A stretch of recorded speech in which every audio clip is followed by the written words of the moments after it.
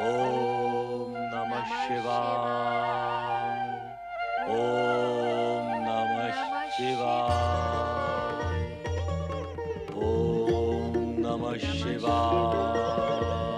नारायण नारायण। परमपिता ब्रह्मा जी और माता सरस्वती को पुत्र नारद का प्रणाम। ओम नमः शिवाय। आओ नारद। नारद तो आ ही गया माता, परंतु ये क्या, इन दिनों आप दोनों ध्यान में ही मग्न रहते हैं। सृष्टि का कार्य थम सा गया है। ऐसा होना संभव है क्या? तुम तो तीनों लोकों में सदा भ्रमण करते रहते हो। क्या कहीं कुछ तुम्हें नवीन नहीं दिखाई दिया? नवीन नवीन घटनाएं? नवीन घटनाएं तो नहीं, पर हां, दुर्घटनाएं अवश्य जन्म ले रही हैं। नवीन कुछ होते दिखाई नहीं दे रहा। ऐसा क्यों हो रहा है, यही पूछने तो मैं यहां आया हूं माता।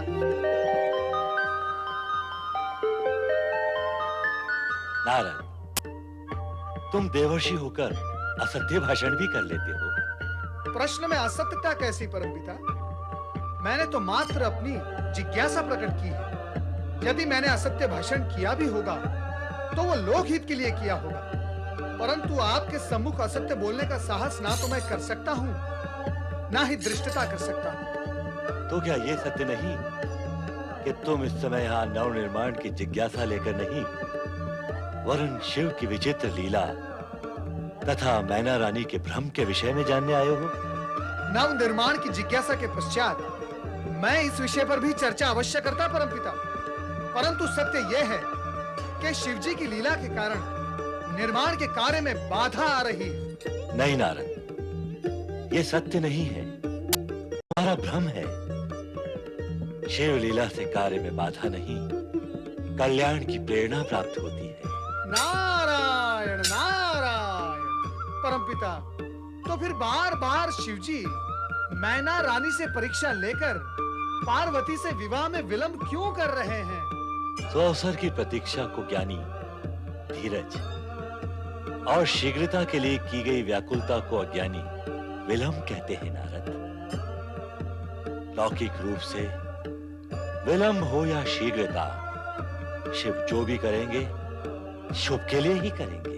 परमपिता, पार्वती का अटल निश्चय, मैना रानी का हठ और भोलेनाथ के परीक्षा क्रम के साथ-साथ लीला प्रसारण का अंतिम रूप और परिणाम क्या होगा? कहा ना नारद, शिव लीला का परिणाम सदा शुभ ही होता है। शिव का अर्थ ही शुभ होता है।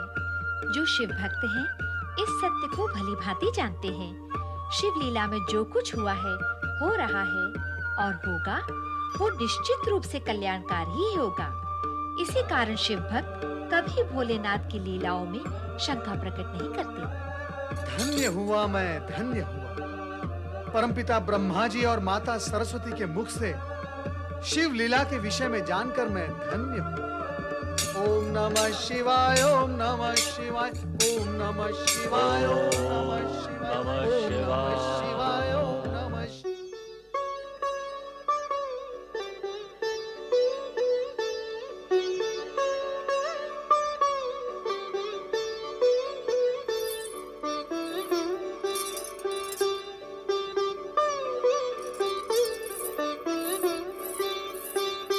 महारानी मैना, मैं जानती हूँ आप यहाँ क्यों आई हो। शिवजी ने भेजा है ना आपको मुझे समझाने के लिए, पर मेरा समझना संभव नहीं है, क्योंकि जो मुझे स्वीकार नहीं है सो नहीं है बस।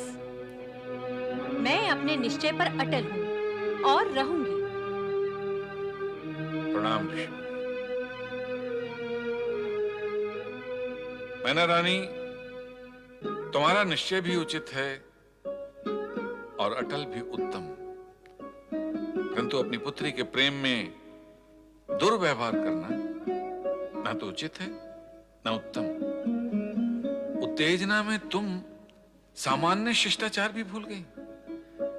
अपने आदरणीय और पूज्य जनों का समुचित स्वागत भी नहीं किया तुमने। क्षमा करें ऋषिवर। सत्य है, पुत्री के मोह और उत्तेजना में मुझसे भूल हो गई।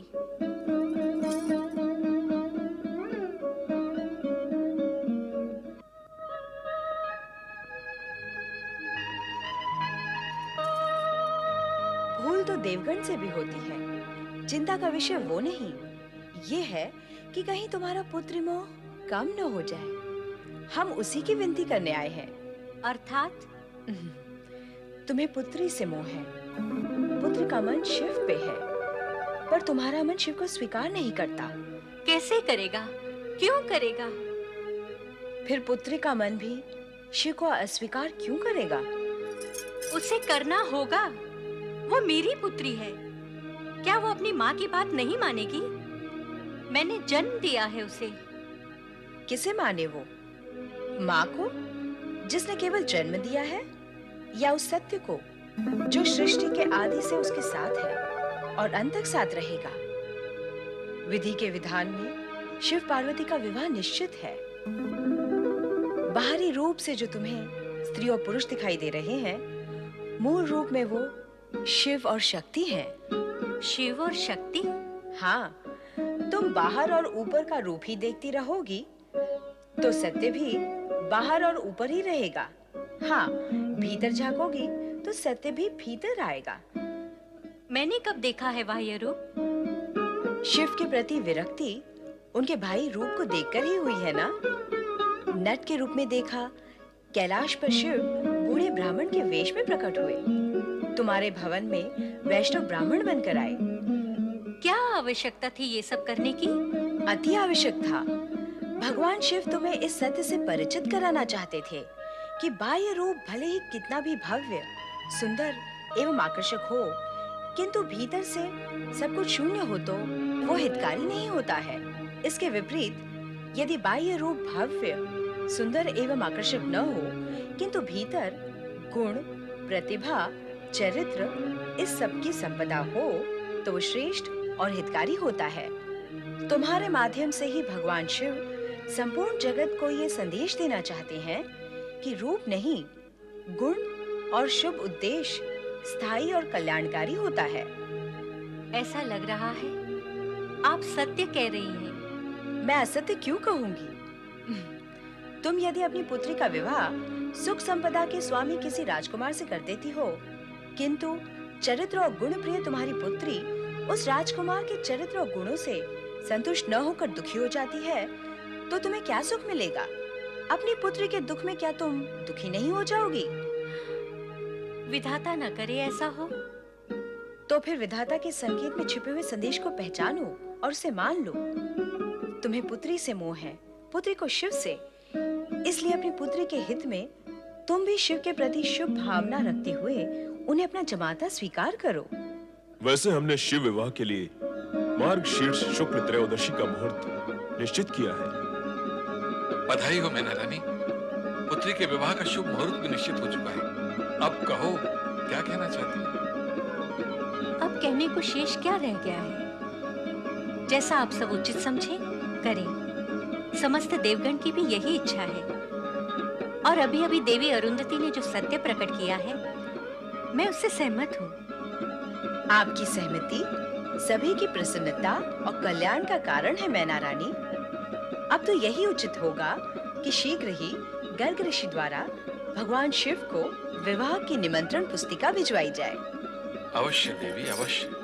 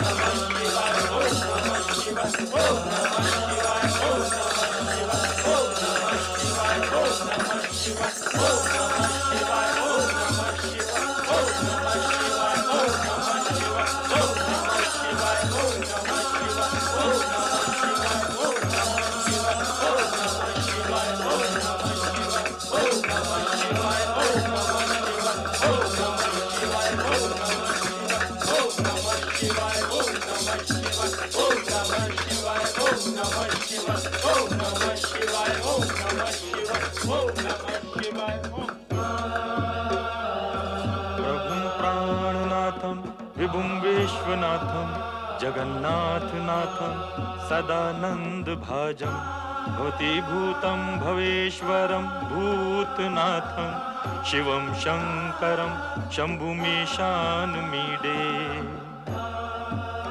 आओ गर्ग ऋषि, कैलाश पर आपका स्वागत है। भोलेनाथ की जय, भोले शंकर की जय। आज की जयकार तो धूमधाम से पूर्ण है। हाँ भोलेनाथ, मैं हिमालय राज का राजपुरोहित हूँ। सप्त ऋषियों के परामर्श स्वीकार कर उन्होंने आपका तथा देवी पार्वती के विवाह का शुभ मुहूर्त निश्चित किया है। कैलाशपति भगवान भोलेनाथ की जय, देवाधिदेव भोले शंकर की जय, पर्वताधिराज हिमालय राज की जय, चराचरपति शिव शंकर की जय। हिमालय राज और मैना रानी की ओर से पूजा और ये निमंत्रण स्वीकार करें। मार्गशीर्ष शुक्ल त्रयोदशी के दिन आप बारात लेकर देवी पार्वती का पाणी ग्रहण करने हेतु हिमालय भवन पधारें। भगवान भोलेनाथ की जय, देवाधिदेव भोलेनाथ की जय, भगवान शिव शंकर की जय, त्रिलोकीनाथ शिव शंकर की जय। नारायण नारायण।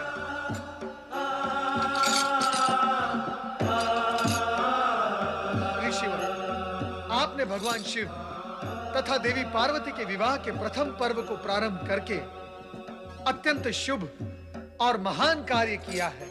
देवर्षि, मैंने केवल हिमालय राज की इच्छा को मूर्त रूप देकर इस विधि को पूर्ण किया है। ऋषिवर, इस विधि को पूर्ण करके आपने भोलेनाथ तथा पार्वती के विवाह की प्रतीक्षा को पूर्ण किया है। अब समस्त जगत आनंद और उत्साह से भर उठेगा। देवगण के उत्साह की तो कोई सीमा ही नहीं रहेगी। और अब जगत शीघ्र ही तारकासुर के अत्याचारों से मुक्त हो जाएगा। विधि का विधान अपना कार्य तो निश्चित रूप से करेगा ही देव ऋषि। भोलेनाथ, अब इस पुरोहित को आज्ञा दें।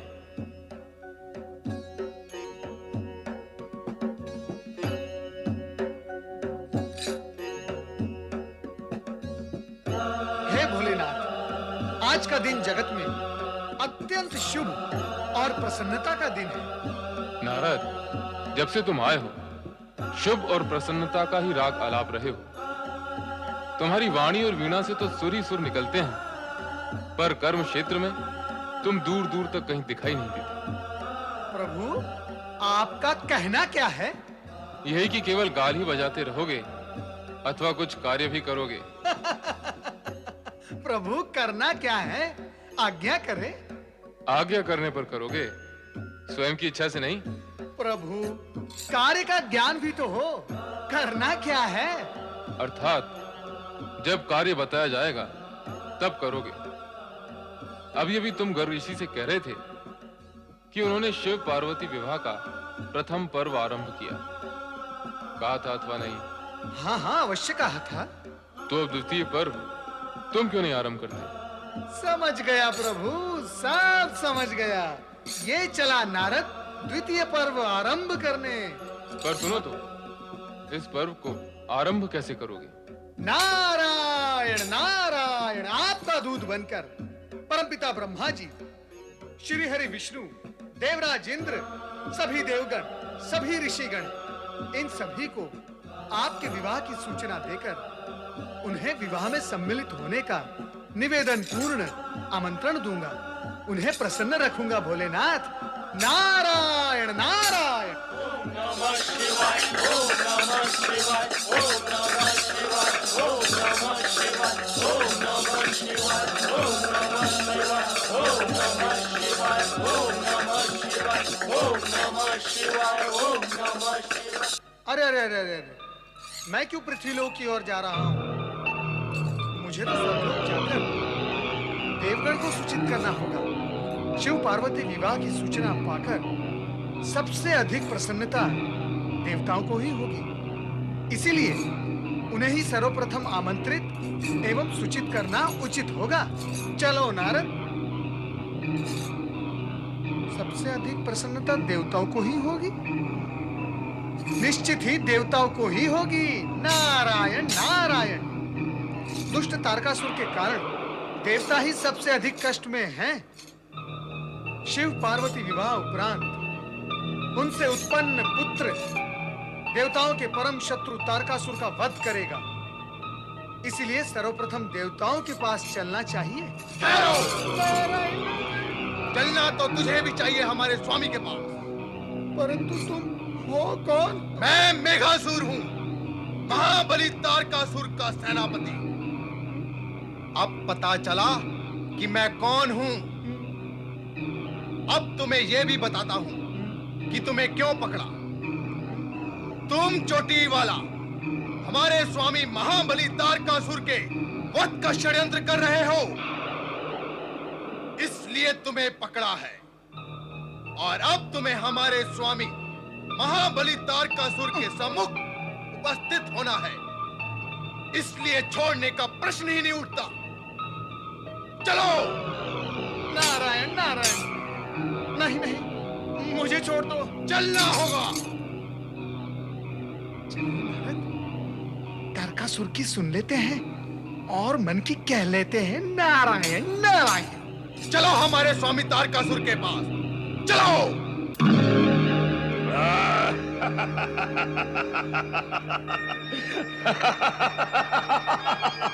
दानवराज महाबली तारकासुर की जय। नारायण नारायण। नारद, तुम मेघासुर, इसे क्यों पकड़ लाए? इसलिए कि आप सोच सके और सोचकर निर्णय ले सके। स्पष्ट रूप से कहो मेघासुर, कहना क्या चाहते हो? महाबली, ये नारायण भक्त शिव की भक्ति करते हुए देवताओं को सूचित और आमंत्रित करने जा रहा था। ये दुष्ट आपका अमंगल सोच रहा था महाबली। ये चोटी वाला हमारा क्या मंगल करेगा?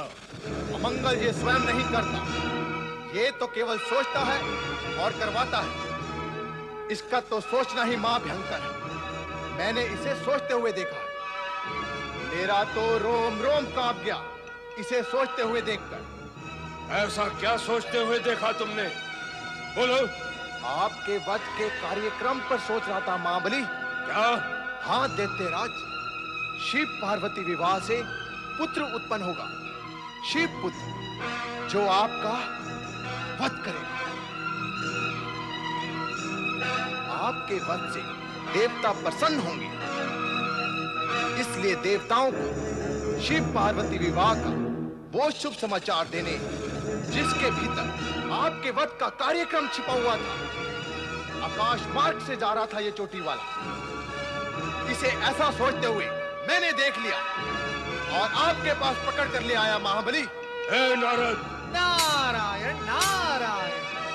दैत्यराज, क्रोध करने से किसी को लाभ नहीं हुआ। हाँ, हानि अवश्य हुई है। क्रोध करने से रक्त का प्रवाह विरुद्ध दिशा में बहने लगता है, अर्थात शरीर जीवन की ओर न बढ़कर मृत्यु की ओर बढ़ने लगता है। ज्ञानी और संतजन प्रभु से यही प्रार्थना करते हैं कि हे प्रभु, हमें मृत्यु की ओर से अमरत्व की ओर ले चलो। परंतु आप तो विपरीत दिशा में गमन कर रहे हैं दैत्यराज। नारद, बहुत अधिक बोलते हो तुम। बोल का ही तो मोल होता है दैत्यराज। फिर ये प्रश्न नहीं कि मैं अधिक बोलता हूँ या कम बोलता हूँ, मधुर बोलता हूँ या कटु बोलता हूँ, भयभीत होकर बोलता हूँ या निर्भय होकर बोलता हूँ। नहीं, आप मात्र इतना विचार करें कि मैं सत्य बोलता हूँ या नहीं। नारद, क्या तुम अपनी वाणी पर कभी विराम नहीं लगाते? तो आप दैत्यराज मेरी वाणी पर विराम लगाने के इच्छुक हैं, क्योंकि दैत्यराज आप पे सत्य सुनने और उसे सहन करने की सामर्थ्य नहीं है। नारद! मेरी वाणी से यदि आपको इतना कष्ट होता है, तो आपके अत्याचार से प्रजा को कितना कष्ट होता होगा। दैत्यराज, यदि विराम लगाना ही है आपको, तो अपने अत्याचार हिंसा पर विराम लगाएं। सावधान नारद। सावधान तो मैं हूं ही दैत्यराज, परंतु आप अपनी हिंसा, स्वार्थ, अत्याचार और दुर्भावना पर विराम क्यों नहीं लगाते?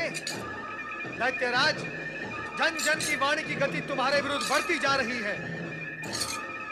ना तो तुम जन चेतना के प्रवाह को रोक सकते हो, ना जन साधारण के सत्य को रोक सकते हो, ना ही जनवाणी को रोक सकते हो। यदि रोकना ही है दैत्यराज, तो अपने पाप कर्मों को रोको, और यदि विराम लगाना ही है तो अपनी तामसिक वृत्ति पर लगाओ। नारद, नारद, हम तुम्हें नहीं छोड़ेंगे। दैत्यराज, दुष्कर्म करने की सौगंध ही ले रखी है आपने। कभी कभार भूले भटके सत्कर्म करने का विचार ही कर लिया करो। करना तो संभव क्या होगा? ये दुष्ट नारद तो महाबली को उत्तेजित ही करता जा रहा है। परिणाम भी यही भुगतेगा महाबली। हे नारद, तुम्हारा ये विराम जो तुम हम पर लगाना चाहते हो, हम तुम्हारे जीवन पर लगा देंगे। फिर न रहेगा बांस और न बजेगी बांसुरी, ना देवताओं को निमंत्रण जाएंगे, ना शिव पार्वती विवाह होगा। फिर हम हिमालय राज्य प्रवेश कर वहां की विवाह की सभी तैयारियों पर विराम लगा देंगे। नारायण नारायण, ज्ञानी सत्य ही कहते हैं कि अज्ञानी में दूरदर्शिता होती ही नहीं। क्या कहा तूने? भूल हो गई। इतना बड़ा सत्य आपकी छोटी सी बुद्धि में नहीं समाएगा। अभी तक जो मैंने कहा उस पर ध्यान न देकर अभी जो मैं कहने जा रहा हूँ, कृपया आप उस पर ध्यान दें। क्या कहोगे? यही कि अपनी मृत्यु से पूर्व अपने मरने का आयोजन न करो। शिव आज्ञा विरुद्ध यदि आपने हिमालय क्षेत्र में प्रवेश किया अथवा आक्रमण किया, तो परमपिता ब्रह्मा जी का वरदान भी आपको नहीं बचा सकता। शिवपुत्र के उत्पन्न होने से पूर्व ही शिव जी के क्रोध से आप मारे जाओगे। महाबली, आप इस नारद को अपने विरुद्ध षड्यंत्र करने के अपराध में तुरंत दंडित करेंगे तो इसका प्रलाप बंद हो जाएगा। नारद, सावधान! शिव दूत पर आक्रमण करने से शिव क्रोध से नहीं बच पाओगे दैत्यराज। इस मेघासुर के हाथों से बचकर तो मैं कभी का जा सकता था, परंतु मैं यहाँ तुम्हें सावधान करने आया हूँ।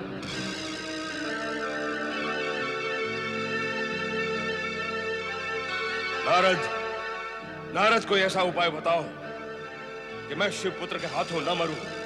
शिव आराधना करो, इसी समय प्रारंभ करो।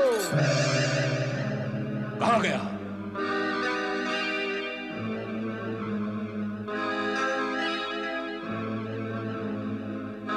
नारद के बहकावे में ना आना महाबली।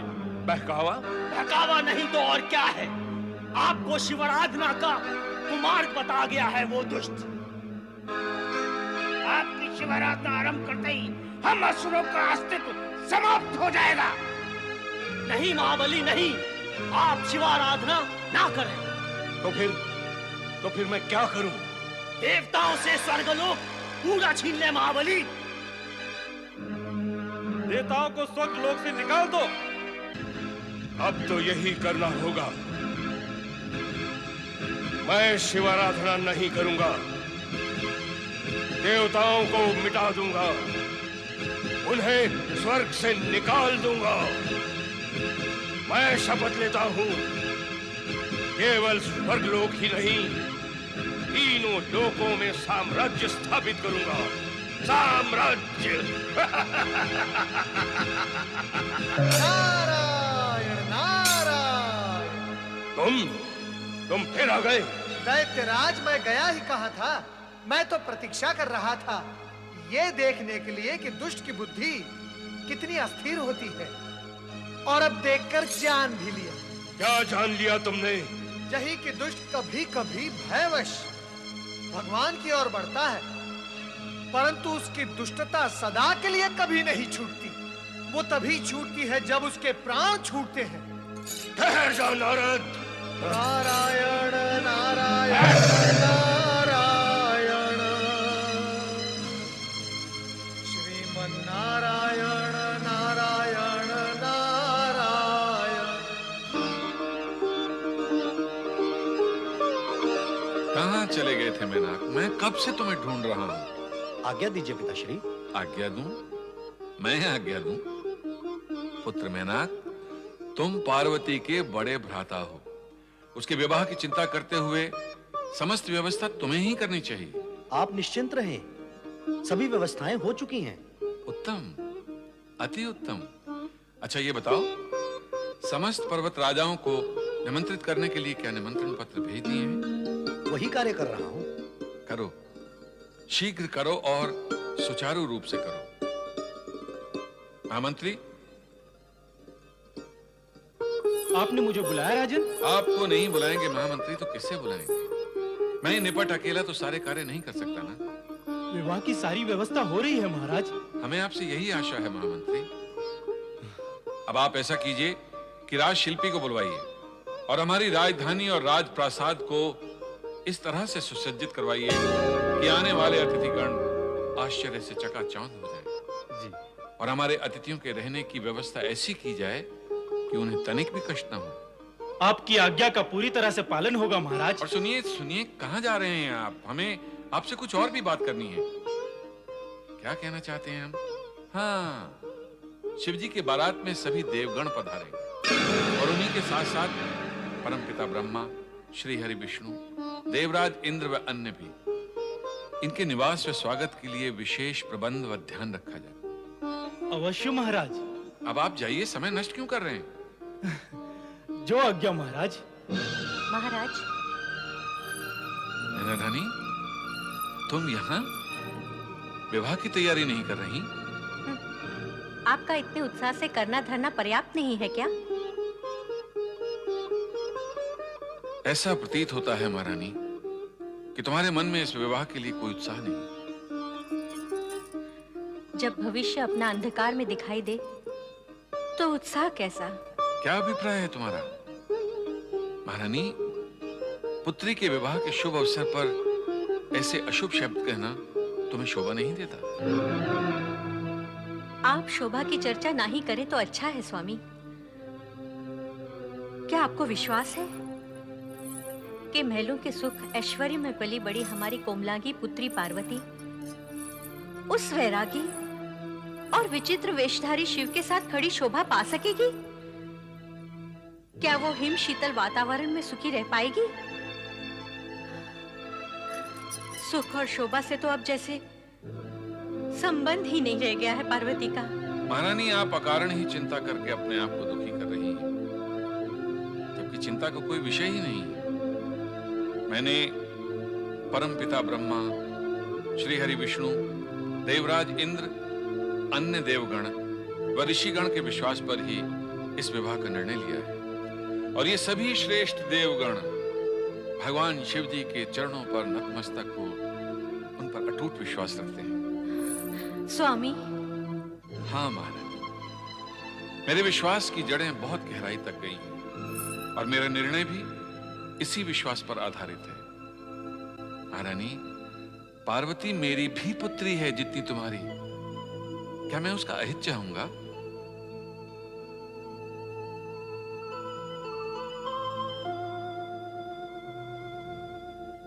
चिंता छोड़ दो महारानी। क्षमा करें स्वामी, किंतु न जाने क्यों मेरा मन बार बार शंका से क्यों भर उठता है। महारानी, इसका एकमात्र उपाय है विश्वास, और जहां विश्वास होता है वहां शंका नहीं होती।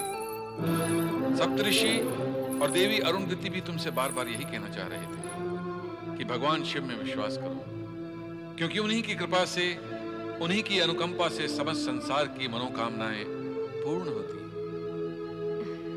स्वामी, अब ये भूल मुझसे नहीं होगी। चलो महारानी, विवाह के अन्य प्रबंध देखिए। देव ऋषि नारद अब तक आमंत्रण देने भी पहुंच गए होंगे।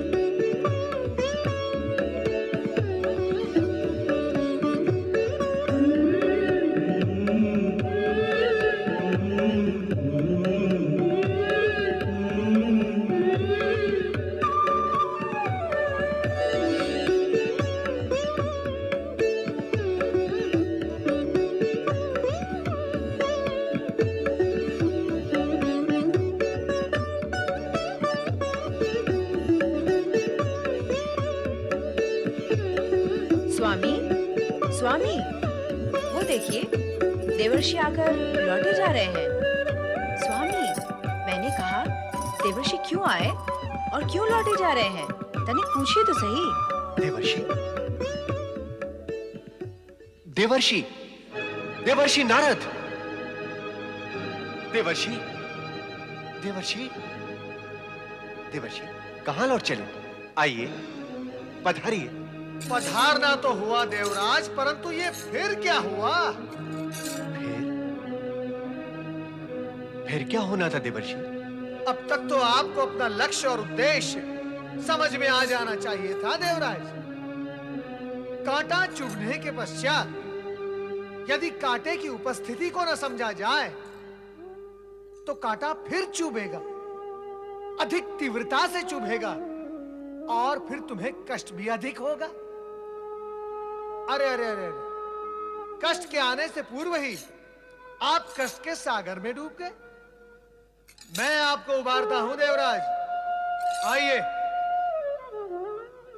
नारायण नारायण, मैं आज समस्त इंद्र सभा को अत्यंत सुखद और हर्षवर्धक समाचार सुनाने आया हूं। सुनाइए देवर्षि, शीघ्र सुनाइए। क्या है वो हर्षवर्धक समाचार? सुनाने आया हूं तो अवश्य सुनाऊंगा ही देवी सची, परंतु आप धीरज रखिए। आने वाली मार्गशीर्ष शुक्ल त्रयोदशी को। आप कहो भी देवर्षि, क्या है आने वाले मार्गशीर्ष शुक्ल त्रयोदशी के दिन? भगवान शिव और देवी पार्वती का विवाह। देवाधिदेव महादेव त्रिलोकीनाथ की जय, भगवान शिव शंकर भोलेनाथ की जय।